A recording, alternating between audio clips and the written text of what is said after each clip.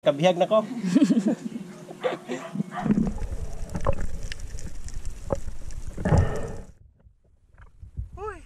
Morning siya guys.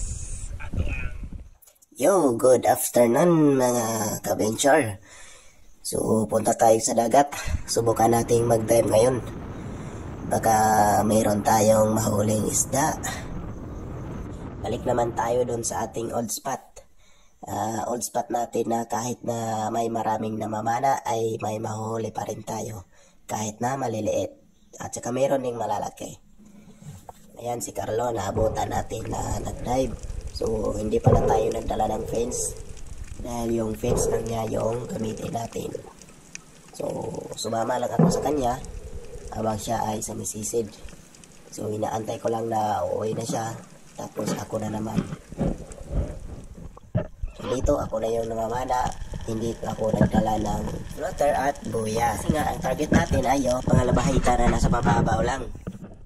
Ito, sinubukan ko pa rin silipin yung mga kuweba. Baka may makita tayong lapo-lapo. So, yung mga maliliit lang na lapo-lapo, yung madalas na makikita ko dito. Kasi hindi naman to gaano kalaking kuweba. So, isa itong wall at may kuweba dito sa gitna. So, wala naman tayo nakitang mga lapo-lapo.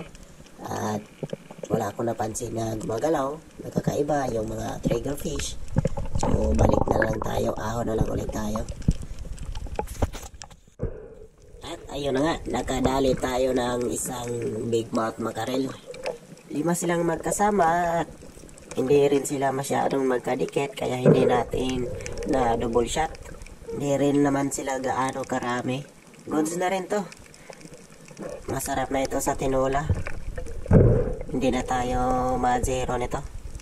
At ako ito ang tuwa na sino ba naman ang hindi mapasaya nito na nakadali ka na ng isang big mouth mackerel. Sigurado nang mabubusog ka talaga nito. Kahit isa lang. Ay nako, solve na talaga. At sa hindi ko inaasahan, nakatira ako ng isang great barracuda. Napakalaking barracuda. Hindi ko na nakunan ng video nung pagtira ko. Dahil nga ay nabigla ako at hindi ko na-on yung camera ko. So ayun. Medyo malabo lang na yung tubig. Kasi yung suba namin dito ay bumaba. Ayan tuloy.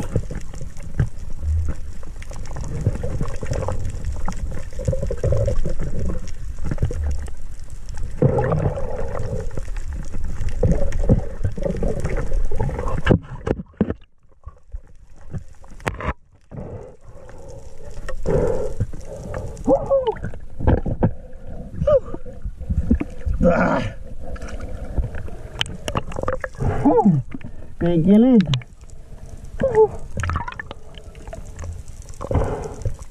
Tiga. Dito. Tinggal.